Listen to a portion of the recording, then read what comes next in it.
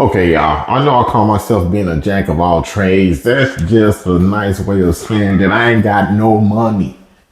You don't know me. Yes, I went out and I built this entire shower completely DIY. It's only because I did it myself that I was able to have all this stuff. So I'm going to put some behind the scene photos and videos of my journey. I did film a lot of it, but I didn't put all of it online for people to see. I don't have any construction background. So check it out. Let me know what you think.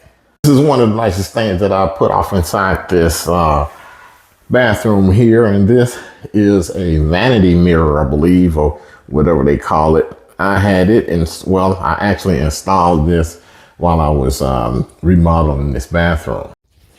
Hey, check it out. Wow. This thing looks ugly up here, but it's all done and it is perfectly aligned and ready for some tile. I've already started some of it, but I was trying to beat this cold weather, but trying to get this thing up here was kind of challenging.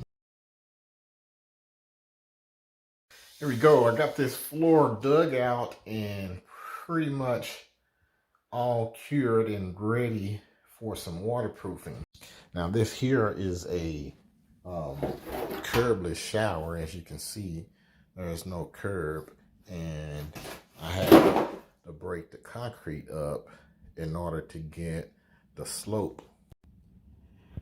As you can see, the slope is headed towards down the drain.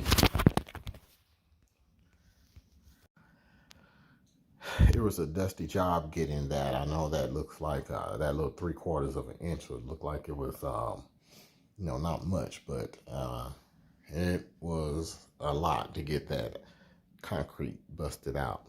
And one of the things you can notice about this board is that it's foam. It's very lightweight and it's very sturdy, but it's foam, and you can cut this with a utility knife.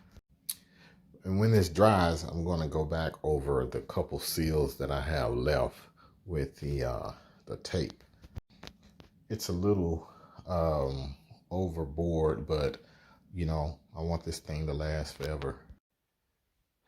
Anyway, that's a little small update on this shower build. I'm almost at the end of it, and I'm kind of excited about it. So that's the making of a curbless shower.